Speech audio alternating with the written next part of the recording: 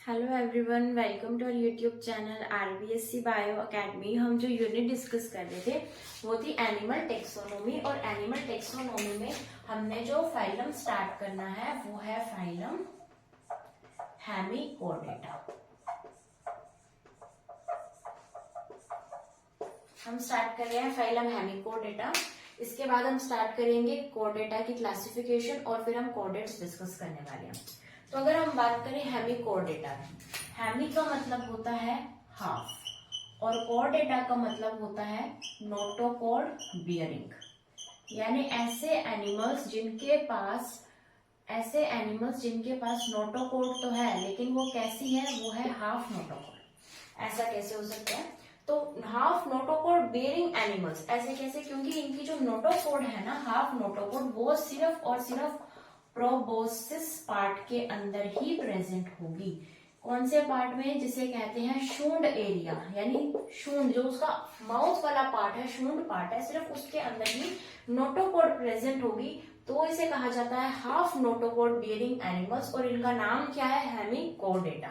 अब अगर इसके अंदर नोटोकोड आ गई तो हमने फिर इसको कोडेट्स के अंदर क्यों नहीं रखा? हमने इसको अलग से फाइलम क्यों बनाया? ये हमने इसलिए बनाया क्योंकि पहले जो रिसर्चेस हुई थी उसके हिसाब से इसके अंदर थी नोटोकोड, ठीक है। लेकिन जो बाद में रिसर्च हुई तो पता चला कि इनके अंदर तो नोटोकोड प्रेजेंट ही नहीं है।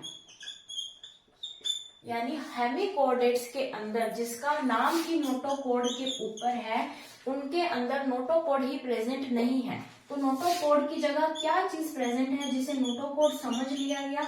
वो था बक्कल डायवर्टिकुलम, या फिर इसे बोला जाता है स्टोमोकोड।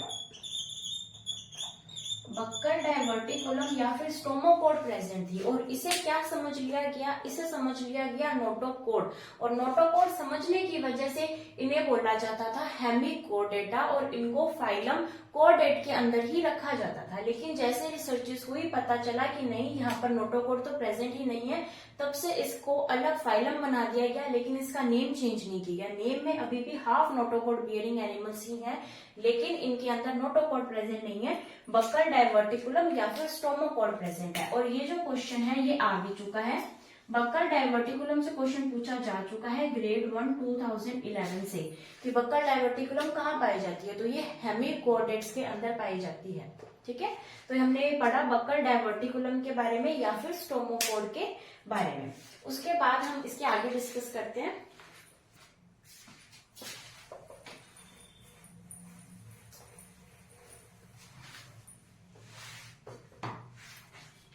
इन्हें क्या कहा जाता है?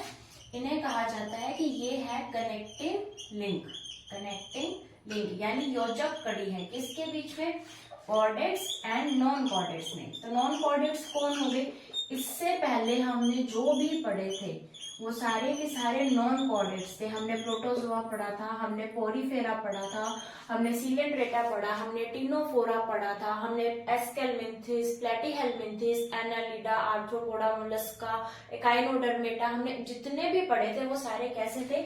नॉन कॉर्डेट्स, ठीक है। और अभी हम आगे जो पढ़ने वाले हैं वो पढ़ेंगे हम कोडेट्स। तो इन दोनों के बीच की योजक कड़ी का काम कौन कर रहा है? फाइलम हेमिकोडेटा, ठीक है। उसके बाद अगर हम इसके कैरेक्टर्स की बात करें तो इनका हैबिटेट कैसा होगा, इनका आवास कैसा होगा? ये सारे के सारे मेराइन वाटर में रहने वाले, यानी सारे समुद्री जल के अंदर रहने वाले जंतु हैं। उसके अलावा ये कैसे हैं? ये है फोसोरियल। फोसोरियल का मतलब होता है बिलकारी, जो बीच में है वो बिलकारी है। जो कॉर्डेट और नॉन कॉर्डेट के बीच में है वो कैसे है? वो है बिलकारी है, ठीक है। उसके अलावा यहाँ पर हम देख सकते हैं कि ये कैसे होंगे? ये होंगे ट्रिप्लोब्लास्टिक। ये कैसे होंगे? Bilateral symmetry. Organ system body organisation. अब जो चेंज हुई है एकाइनोडर्मेटा से चीजें, वो क्या चेंज हुई है? वो हुई है, ये होंगे एंटीरोसिलोमेट। अब यहाँ पर शाइजोसिलोमेट नहीं है, एंटीरोसिलोमेट है। एंटीरोसिलोमेट क्या होता है हम प्रीवियस क्लासेस में डिस्कस कर चुके हैं कि जब एंडोडर्म से इस तरीके के पाउच निकलते हैं, एंडोडर्म, ये एंडोडर्म है, उसमें से इस तरीके के पाउचेस निकलते हैं, मेसोडर्मल पाउच, उससे मेसोडर्म बने तो उसे क्या बोला जाता है, एंटेरोसिलोमेट। तो ये कैसे हैं, एंटेरोसिलोमेट है।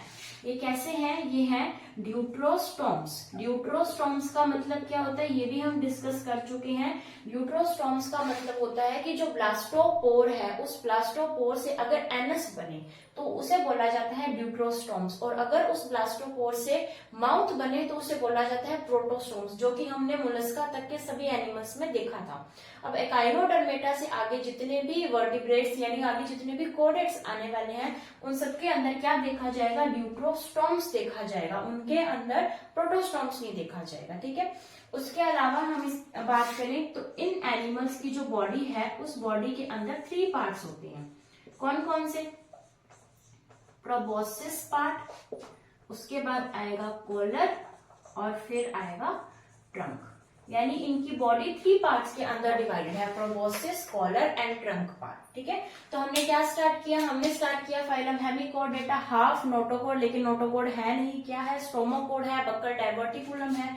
ये कनेक्टिंग लिंक है किसके अंदर, कोडेट्स एंड नॉन कोडेट्स के बीच के हैं, इसलिए बिलकारी है या फिर फोसोरियन है। सारे के सारे समुद्री जल में रहते हैं, ट्रिप्लोब्लास्टिक है, 3 इनके अंदर जनन स्तर है, बाइलेटरल सिमेट्री पाई जाती है, ऑर्गन सिस्टम ग्रेड का बॉडी ऑर्गेनाइजेशन देखने को मिलेगा, एंटीरोसिलोमेट है, ट्रोसिलोम है और ड्यूट्रोस्टोम्स है, यानी कि पहले ब्लास्टोपोर से एनस बनेगी। बॉडी के अंदर 3 पार्ट्स हमें देखने को मिल जाएंगे, प्रोबोसिस, कॉलर एंड ट्रंक।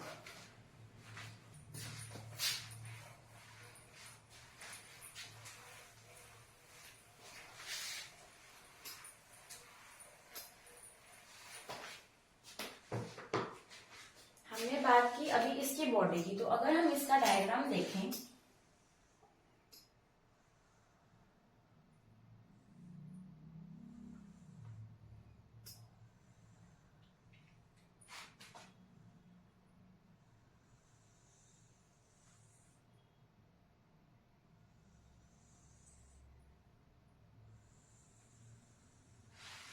तो इसकी बॉडी कुछ इस तरीके से हमें देखने को मिलेगी। ठीक है, तो ये पार्ट इसका क्या हो गया, ये पार्ट हो गया इसका प्रोबोसिस पार्ट, जिसे क्या बोलते हैं, शूंड। प्रोबोसिस पार्ट हो गया, ये पार्ट हो गया इसका कॉलर, और ये पार्ट हो गया इसका ट्रंक पार्ट। ठीक है, कॉलर पार्ट के अंदर गिल स्लिट्स देखने को हमें मिलते हैं, इस तरीके की स्ट्रक्चर हमें देखने को मिलेगी, इसे बोला जाता है गिल स्लिट्स या फिर गिल पोर्स भी देखने को मिलता है। जब गिल्स ही आ गई तो ये किसके अंदर, रेस्पिरेशन के अंदर ही ये हेल्प करेंगे। ठीक है, अभी हमने बात की थी कि यहाँ पर पाई जाती है स्टोमोकोड, तो स्टोमोकोड प्रोबोसिस पार्ट के अंदर पाई जाती है। यहाँ पर क्या प्रेजेंट होगी, स्टोमोकोड प्रेजेंट होगी, और स्टोमोकोड या फिर बक्कल डायवर्टिकुलम का काम क्या है, ये बॉडी को सपोर्ट प्रोवाइड करते हैं। क्या प्रोवाइड करते हैं, सपोर्ट प्रोवाइड करते हैं बॉडी को। ठीक है, और ये जो इसकी स्ट्रक्चर है यहाँ पर, इसे बोला जाता है एनस। और हमने ये जो एग्जाम्पल बनाया है, ये कौन से हेमिकोडेट का बनाया है, ये बनाया है हमने बैलेनोग्लोसस का। तो जब भी यहाँ से क्वेश्चन आता है, वो कभी भी हेमिकोडेट से क्वेश्चन नहीं पूछा जाता, वो हमेशा एग्जाम्पल से क्वेश्चन पूछता है। तो कोई भी क्वेश्चन आए, अगर ये भी क्वेश्चन आता है कि इसकी बॉडी के कितने पार्ट्स हैं, तो ये भी ऐसे पूछा जाएगा कि बैलेनोग्लोसस के कितने बॉडी कितने पार्ट्स में डिवाइडेड है, या फिर बैलेनोग्लोसस में स्टोमोकोड पाया जाता है या फिर डायवर्टिकुलम पाया जाता है। तो कभी क्वेश्चन ऐसे ना पूछकर हमेशा इस नाम से पूछा जाता है, बैलेनोग्लोसस। ठीक है, इसे और क्या कहते हैं, बैलेनोग्लोसस को बोला जाता है एकॉर्न या फिर टंग वॉर्म, क्योंकि इसकी जो आकृति है, इसकी जो स्ट्रक्चर है, वो बिल्कुल ही जीभ के जैसी है, इसलिए इसे टंग वॉर्म या फिर एकॉर्न वॉर्म के नाम से भी जाना जाता है। ठीक है, अब इसकी जो बॉडी वॉल है, वो सिंगल लेयर्ड होती है। हम देख रहे हैं कि ये सिंगल लेयर्ड इसकी बॉडी वॉल है, या जिसे हम क्या बोल सकते हैं, एपिडर्मिस। एक ही लेयर की एपिडर्मिस यहाँ पर प्रेजेंट है, डर्मिस यहाँ पर नहीं है। एपिडर्मिस के नीचे की जो लेयर होती है उसे बोला जाता है डर्मिस। तो यहाँ पर हमें डर्मिस देखने को नहीं मिल रही है, यानी डर्मिस यहाँ पर एब्सेंट है। और ये क्वेश्चन आ चुका है असिस्टेंट प्रोफेसर 2020 के अंदर कि बेलेनोग्लोसस के अंदर कौन सी स्ट्रक्चर एब्सेंट होती है, तो ऑप्शन में था डर्मिस। यहाँ पर डर्मिस एब्सेंट होती है, एपिडर्मिस प्रेजेंट होती है। ठीक है, तो ये हमने देखा बेलेनोग्लोसस, इसके अंदर हमने इसकी 3 पार्ट्स को देखा। प्रोबोसिस पार्ट जिसे शूंड भी बोला जाता है, कॉलर पार्ट, उसके बाद हमने देखा ट्रंक, ट्रंक के अंदर गिल पोर्स या फिर गिल स्लिट्स पाए जाते हैं। उसके बाद हमने देखा कि इसके अंदर एपिडर्मिस प्रेजेंट है, लेकिन डर्मिस इसके अंदर एब्सेंट होती है।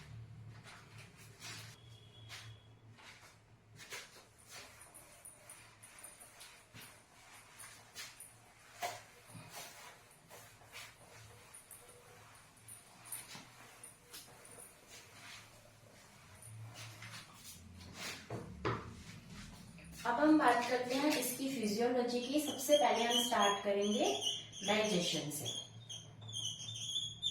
डाइजेशन के अंदर हम स्टार्ट करेंगे एलिमेंट्री कैनाल से। तो इसकी एलिमेंट्री कैनाल कैसी होती है? इसकी एलिमेंट्री कैनाल कंप्लीट होती है, बिल्कुल ही कंप्लीट, पूर्ण होती है माउथ टू एनस। वो हमने अभी देखा था ना डायग्राम में। उसके अलावा यहाँ पर इसकी जो एलिमेंट्री कैनाल है वो स्ट्रेट भी हो सकती है और वो कॉइल्ड या फिर हम कह सकते हैं यू शेप्ड भी हमें देखने को मिलती है। जो मैकेनिज्म होगा फीडिंग का, यहाँ पर वो स्पेशल चीज है कि यहाँ पर सीलियरी फिल्टर फीडिंग हमें देखने को मिलती है। यानी फिल्टर फीडिंग तो होगी। फिल्टर फीडिंग का मतलब क्या है कि जो पानी, जो वाटर करंट इसकी बॉडी के अंदर जाएगा उसमें से फिल्टर कर लिया जाएगा फूड पार्टिकल्स को, और उसके अंदर हेल्प कौन करेगा? सीलिया हेल्प करेगा। इसलिए इसको क्या बोला जाता है? Ciliary filter feeding mechanism. तो यहाँ पर जो फीडिंग होगी वो सीलियरी फिल्टर फीडिंग मैकेनिज्म से होगी। जो एलिमेंट्री कैनाल होगी वो एलिमेंट्री कैनाल स्ट्रेट और यू शेप्ड हो सकती है, और ये कंप्लीट एलिमेंट्री कैनाल हमें देखने को मिलेगी। उसके बाद हम बात करते हैं रेस्पिरेशन की। रेस्पिरेशन की बात अगर हम करें तो रेस्पिरेशन के अंदर जनरल बॉडी सरफेस भी काम आ जाती है। जनरल बॉडी सरफेस भी यहाँ पर काम में आ सकती है। प्लस हमने कौन सी स्ट्रक्चर देखी थी? गिल स्लिट्स, या जिसे क्या बोला जाता है? गिल पोर्स, वो भी यहाँ पर रेस्पिरेशन के अंदर हेल्प करेगी। ठीक है, उसके बाद हम देखते हैं इसका सर्कुलेटरी सिस्टम। इसका सर्कुलेशन किस तरीके से होगा? सर्कुलेटरी सिस्टम कैसा होगा? तो सर्कुलेटरी सिस्टम यहाँ पर होगा ओपन टाइप का। ठीक है, अगर हम बात करें हार्ट, तो क्या हार्ट इसके अंदर प्रेजेंट है? तो यस, हार्ट इसके अंदर प्रेजेंट होगा। उसके बाद हम बात करें रेस्पिरेटरी पिगमेंट। अभी तक हम यही देखते हैं कि रेस्पिरेटरी पिगमेंट मोस्टली हमें एब्सेंट ही मिलता है, लेकिन यहाँ पर हमें रेस्पिरेटरी पिगमेंट देखने को मिलेगा। और रेस्पिरेटरी पिगमेंट कौन सा है? वेनेडियम। हमारे अंदर कौन सा होता है? हमारे अंदर होता है हीमोग्लोबिन। स्कॉर्पियन के अंदर कौन सा होता है? स्कॉर्पियन के अंदर होता है हीमोसाइनिन।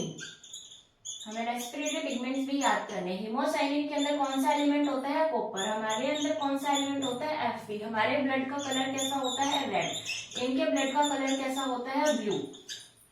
ठीक है, और यहाँ पर कौन सा रेस्पिरेटरी पिगमेंट प्रेजेंट है? यहाँ पर प्रेजेंट है वेनेडियम रेस्पिरेटरी पिगमेंट, यहाँ पर प्रेजेंट है। उसके बाद अगर हम बात करें नर्वस सिस्टम की, तो इनका नर्वस सिस्टम कैसा होगा? नर्वस सिस्टम को अगर हम देखें तो इनका सेंट्रल नर्वस सिस्टम बना होता है, और सेंट्रल नर्वस सिस्टम के अंदर सिर्फ एक नर्व रिंग देखने को मिलती है। बस इनका ज्यादा सेंट्रल, इनका जो नर्वस सिस्टम है वो ज्यादा डेवलप्ड नहीं होता है। ठीक है, तो हमने क्या देखा? हमने देखा डाइजेशन। डाइजेशन एलिमेंट्री कैनाल के अंदर होता है जो कि कंप्लीट होगा, और एलिमेंट्री कैनाल में होगा तो एक्स्ट्रा सेलुलर होगा, स्ट्रेट होगा, यू शेप्ड होगा। सीलियरी फिल्टर फीडिंग मैकेनिज्म देखने को मिलेगा। रेस्पिरेशन के लिए जनरल बॉडी सरफेस और यहाँ पर गिल स्लिट्स और पोर्स भी हेल्प करते हैं। सर्कुलेशन की बात करें तो ओपन सर्कुलेटरी सिस्टम हमें देखने को मिलेगा। हार्ट यहाँ पर प्रेजेंट होगा। रेस्पिरेटरी पिगमेंट वेनेडियम हमें देखने को मिलेगा। उसके बाद हम बात करें नर्वस सिस्टम की, तो सेंट्रल नर्वस सिस्टम यहाँ पर प्रेजेंट होगा, और यहाँ पर नर्व रिंग हमें देखने को मिल सकती है।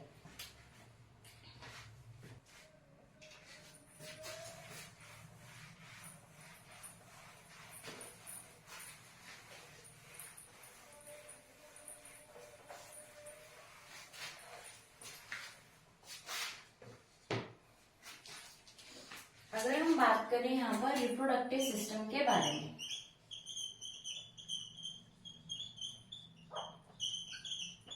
रिप्रोडक्शन की अगर हम बात करें तो ये एनिमल्स होंगे यूनिसेक्सुअल, यानी एक एनिमल के अंदर एक ही सेक्स प्रेजेंट होगा, या वो मेल होगा या वो फीमेल होगी। उसके अलावा यहाँ पर हमें इंटरनल फर्टिलाइजेशन देखने को मिलेगा, ठीक है।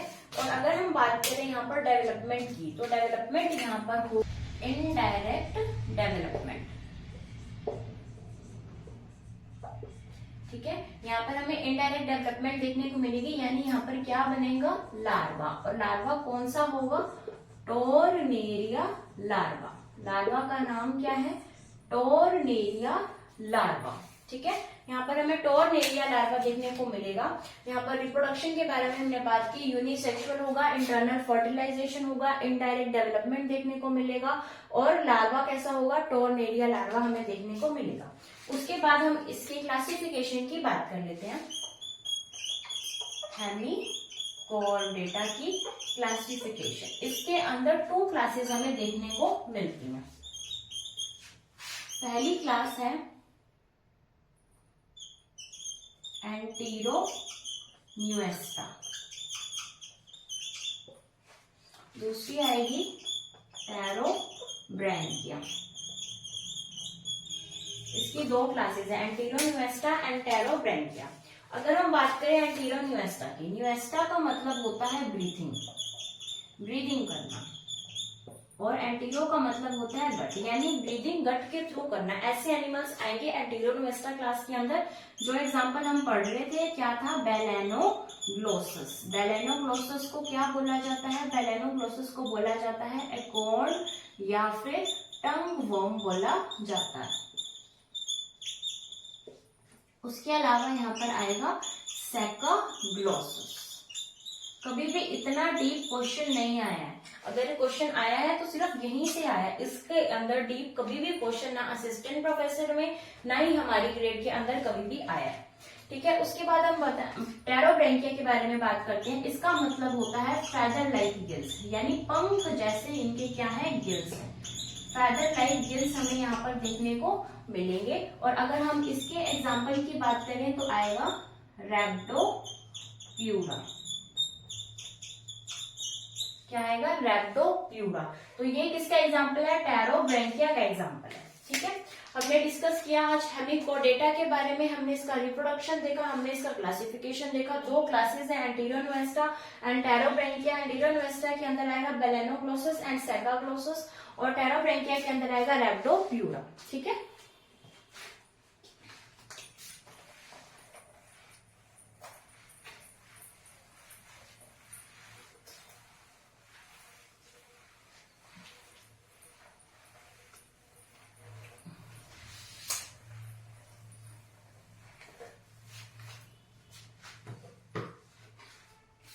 अभी हम डिस्कस करते हैं हमारा सबसे बड़ा फाइलम,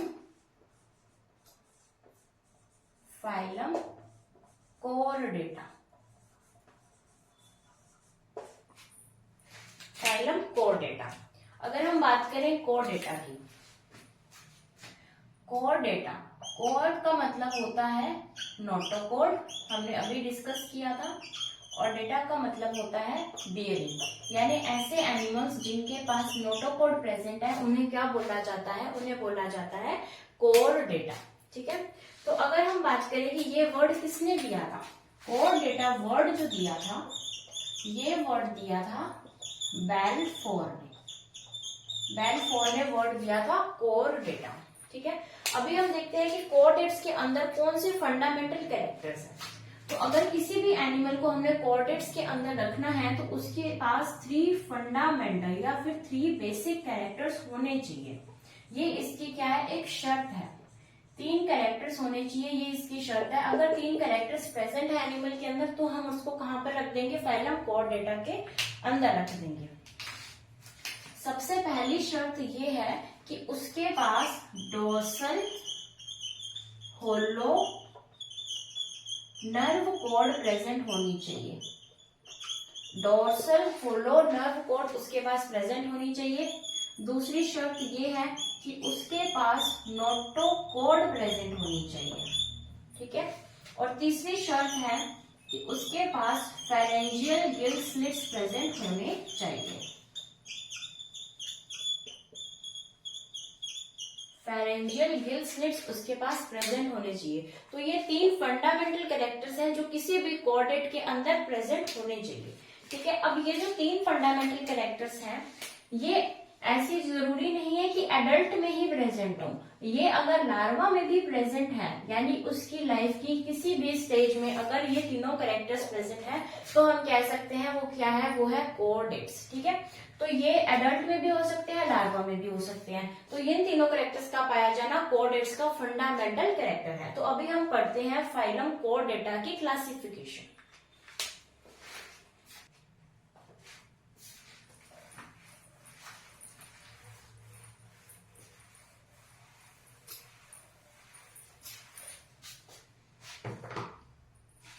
तो अभी हम बात करते हैं कोऑर्डेट्स की क्लासिफिकेशन के बारे में।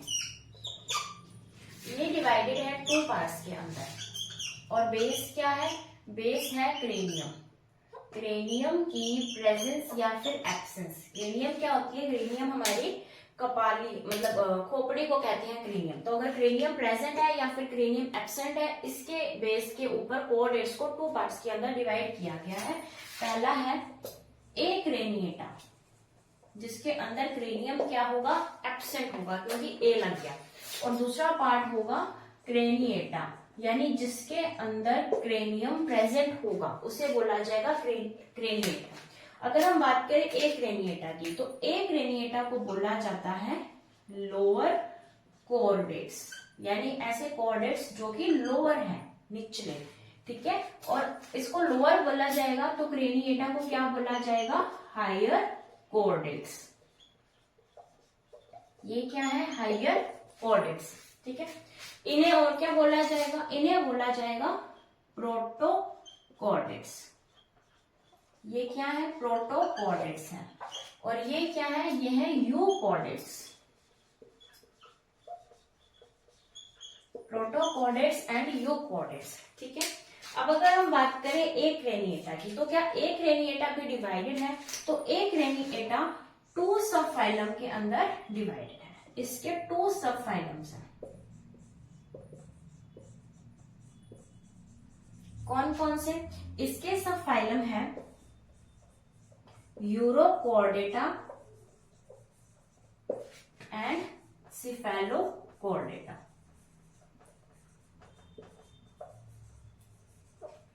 और क्रेनिएटा का एक ही सब फाइलम है जिसे बोला जाता है वर्टिब्रेटा।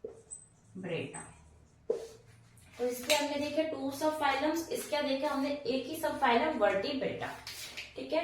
ट्यूनिकाटा जो यूरोकोर्डेटा है, इसे बोला जाता है ट्यूनिकेटा। यूरोकोर्डेटा को ही ट्यूनिकेटा बोला जाता है। अगर हम इसके एग्जाम्पल की बात करें तो एग्जाम्पल हमें देखने को मिलेगा हर्डमैनिया, ठीक है। अगर हम सिफेलोकोर्डेट्स की बात करें तो इसके अंदर हम जो एग्जाम्पल पढ़ने वाले हैं वो पढ़ेंगे हम एम्फियोक्सस का। और एम्फियोक्सस को कहा जाता है ब्रैंकियोस्टोमा, ठीक है। और वर्टिब्रेटा के अंदर तो हम पढ़ने ही वाले हैं, ये बहुत ही बड़ी सब फाइलम है जिसके अंदर हम बहुत कुछ पढ़ने वाले हैं। तो इसके अंदर स्पेशल चीज क्या है, वर्टिब्रेटा के अंदर क्या है कि जो नोटोकॉर्ड है वो यहाँ पर कन्वर्ट हो जाती है वर्टिब्रल कॉलम के अंदर। अगर नोटोकॉर्ड वर्टिब्रल कॉलम के अंदर कन्वर्ट हो जाए तो वो किसके अंदर आ जाएंगे, वर्टिब्रेटा सब फाइलम के अंदर आ जाएंगे, ठीक है। तो वर्टिब्रेटा की क्लासिफिकेशन हम अभी इसके आगे पढ़ेंगे।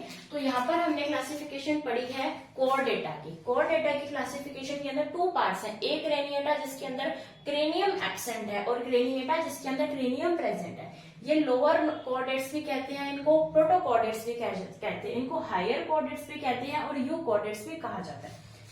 इन इनके दो सब फाइलम है, यूरोकोर्डेटा एंड सिफेलोकोर्डेटा। अभी हमने हेमिकोर्डेटा पढ़ा था, तो हेमिकोर्डेटा को इसकी थर्ड सब फाइलम बनाया जाता था पहले, यानी हेमिकोर्डेटा, यूरोकोर्डेटा एंड सिफेलोकोर्डेटा, इन्हें पहले बनाया जाता था। इस तरीके से 3 सब फाइलम होते थे, लेकिन बाद में जब पता लगा कि वो नोटोकॉर्ड नहीं है, वो क्या है, बक्कर डायवर्टिकुलम, तो फिर उसे अलग से फाइलम बना दिया गया और इसके दो सब फाइलम बना दिए गए, यूरोकोर्डेटा या फिर सिफेलोकोर्डेटा।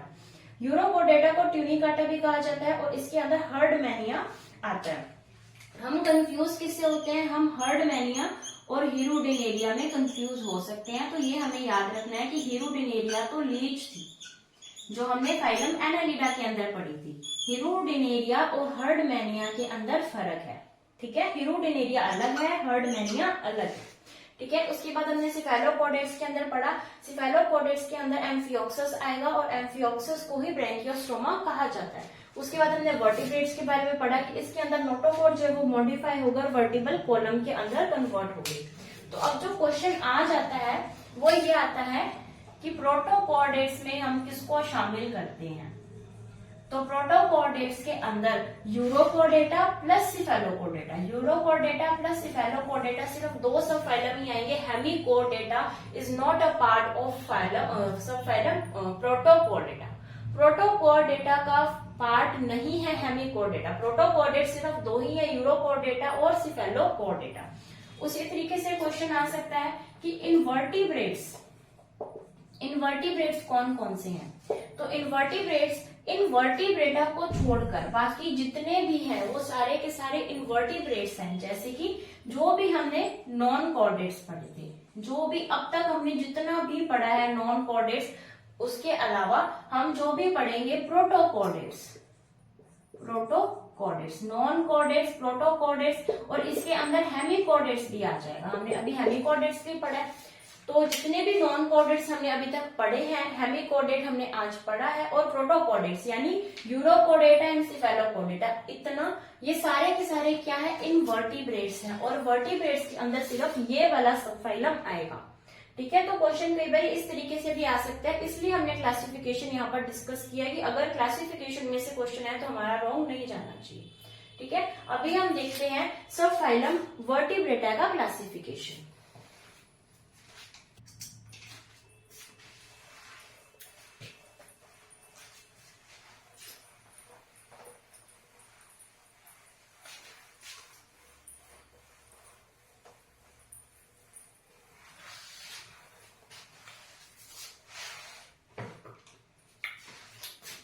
अगर हम बात करें कॉर्डेटा के अंदर हमने क्या पढ़ा, क्रेनिएटा, और क्रेनिएटा का सब फाइलम क्या है, वर्टिब्रेट। अब हम क्या पढ़ रहे हैं, वर्टिब्रेटा की क्लासिफिकेशन को हम देखते हैं। तो अगर वर्टिब्रेटा की क्लासिफिकेशन को देखें तो यहाँ पर हमें दो डिवीजन देखने को मिलती हैं। वर्टिब्रेटा के अंदर हमें दो डिवीजन देखने को मिलती है, और दो डिवीजन का जो बेस है वो बेस है जॉज यानी जबड़े के बेस पर वर्टिब्रेटा को दो पार्ट्स के अंदर, दो डिवीजन के अंदर यहाँ पर डिवाइड किया गया है। पहली है एग्नेथा डिवीजन, दूसरी है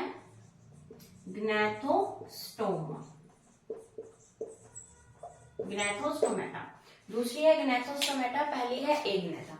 एग्नेथा मतलब पता लग रहा है कि यहाँ पर जो जॉज होंगे वो कैसे होंगे, एब्सेंट होंगे, और यहाँ पर जो जॉज होंगे वो होंगे प्रेजेंट। सबसे पहले हम डिस्कस करते हैं एग्नेथा, जिसके अंदर जॉज एब्सेंट है। तो अगर इसके अंदर जॉज एब्सेंट है तो इसके अंदर हमें दो क्लासेस देखने को मिलेंगी। इसकी 2 क्लासेस ही हमने डिस्कस करनी है। कौन सी, ऑस्टेकोडर्माए एंड साइक्लोस्टोमेटा। ऑस्टेकोडर्माए एंड साइक्लोस्टोमेटा, ठीक है। ये दो क्लासेस हमने इसके अंदर डिस्कस करनी है। ऑस्टेकोडर्माए जो है ये है फर्स्ट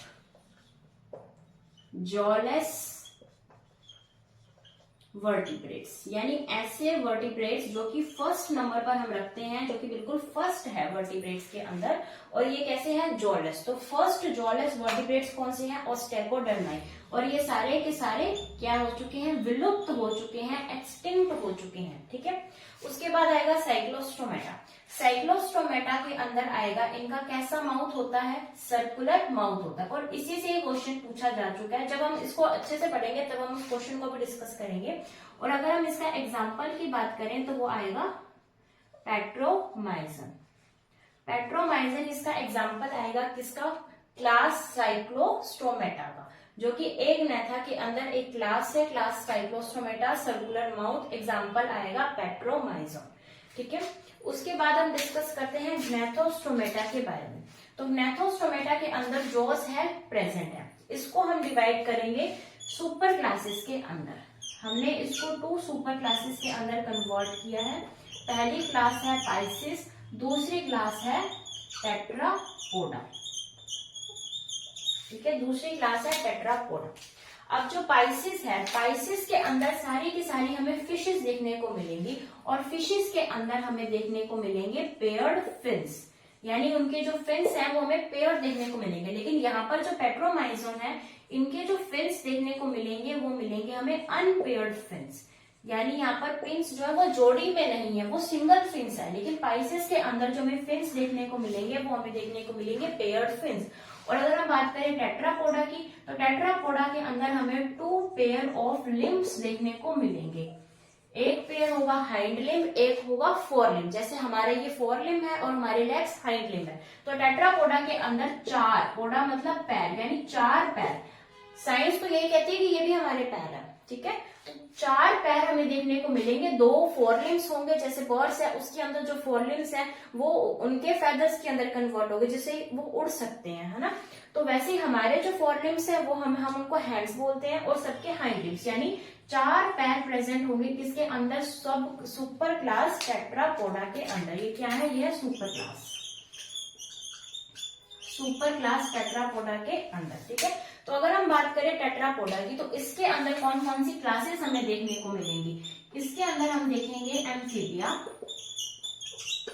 इसके अंदर हम देखेंगे रेप्टिलिया, इसके अंदर हम देखेंगे एविस और मैमेलिया। ठीक है, इसके अंदर हमने ये 4 क्लासेस देखनी है टेट्रापोडा के अंदर। टेट्रापोडा के अंदर 4 क्लासेस कौन सी आएंगे, amphibia, reptilia, Aves and Mammalia. उसके बाद हम देखते हैं पाइसिस। पाइसिस के अंदर हमें 5 क्लासेस को डिस्कस करना है। इसके अंदर हम 5 क्लासेस को देखेंगे, वो हम अभी रख करके फिर पढ़ेंगे। ठीक है, तो हमने बात की किसकी, वर्टिब्रेटा की। वर्टिब्रेटा को 2 पार्ट्स में, 2 डिवीजन में डिवाइड किया गया है, एक नेथा एंड ग्नैथोस्टोमेटा। एक नेथा जिसके अंदर जॉज या फिर जबड़े एब्सेंट है, प्रेजेंट नहीं है। ग्नैथोस्टोमेटा के अंदर जॉज या फिर जबड़े प्रेजेंट हैं, जिसके अंदर एब्सेंट है उसको 2 क्लासेस में डिवाइड किया गया है, ostracodermi and cyclostomata. Ostracodermi first jawless vertebrates हैं जो कि एक्सटिंक्ट हो चुके हैं, जो कि विलुप्त हो चुके हैं। साइक्लोस्टोमेटा सर्कुलर माउथ एनिमल्स इनको बोला जाता है। इसे पेट्रोमाइजन इसका एग्जाम्पल है, और इनके अंदर अनपेयर्ड फिन्स यानी सिंगल फिन्स प्रेजेंट होंगे, यहाँ पर पेयरिंग में नहीं प्रेजेंट हो गई। उसके बाद हम बात करें पाइसिस की, तो पाइसिस के अंदर पेयर्ड फिन्स यानी युग्मित जो फिन्स हैं वो प्रेजेंट होंगे, और इसके अंदर 5 क्लासेस है। अगर हमने इसको बोला फर्स्ट जॉलेस वर्टिब्रेट, तो हम इसको ये भी तो बोल सकते हैं फर्स्ट जॉड वर्टिब्रेट।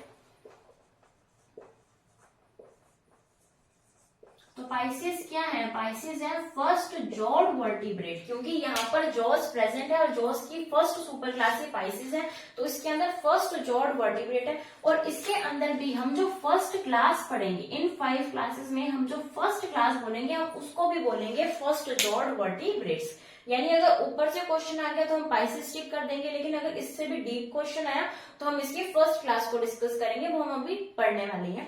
उसके बाद इसकी सेकंड सुपर क्लास है टेट्रापोडा। टेट्रा का मतलब 4, पोडा का मतलब पैर। 4 पैर वाले जंतु इसके अंदर आएंगे, जिसकी क्लासेस है एम्फीबिया, रेप्टिलिया, एविस या फिर मैमेलिया। उसके बाद हम डिस्कस करते हैं सुपर क्लास पाइसिस को।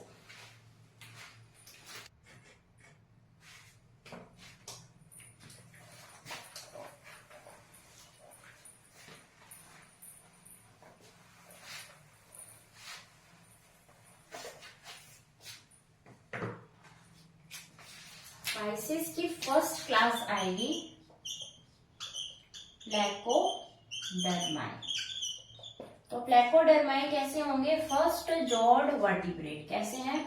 First jawed vertebrate. तो प्लेकोडर्माई फर्स्ट जॉर्ड वर्टिब्रेट है। उसके बाद क्लास आएगी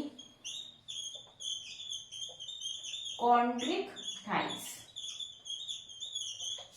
कॉन्ड्रिक्टाइस ये पाइसेस की ऐसी क्लास है जिसे बोला जाता है कार्टिलेज फिशेस। ये है कार्टिलेज फिशेस, ये है शार्क फिशेस, और इसे क्या बोला जाता है?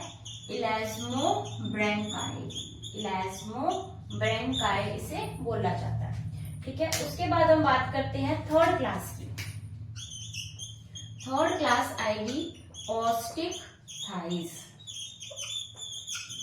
ऑस्टिक थाइस की अगर हम बात करें तो इसे बोला जाता है टीलोस्टोमाई, और इसका नाम है बोनी फिशेस।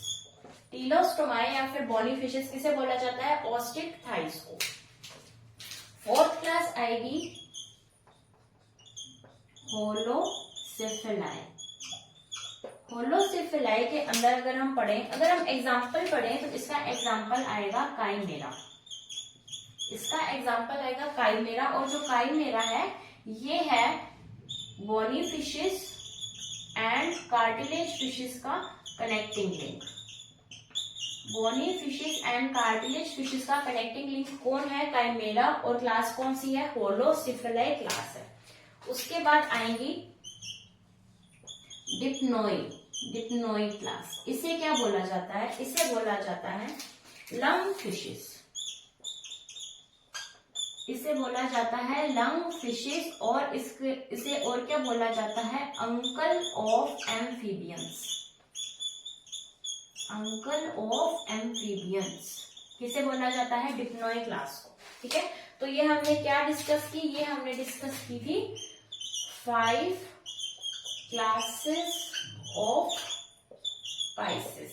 पाइसेस की 5 क्लासेस हमने देखी हैं। प्लेकोडर्माई जो कि फर्स्ट जॉर्ड वर्टिब्रेट है, देन कॉन्ड्रिक्टाइस जिसे कार्टिलेज फिशेस, शार्क फिशेस या फिर इलास्मोब्रैंकाई भी कहा जाता है, ऑस्टिकटाइस जिसे टीलोस्टोमाई या फिर बोनी फिशेस भी कहा जाता है, देन होलोसिफेलाई इसके अंदर आएगा काइमेरा जो कि इन दोनों का कनेक्टिंग लिंक है।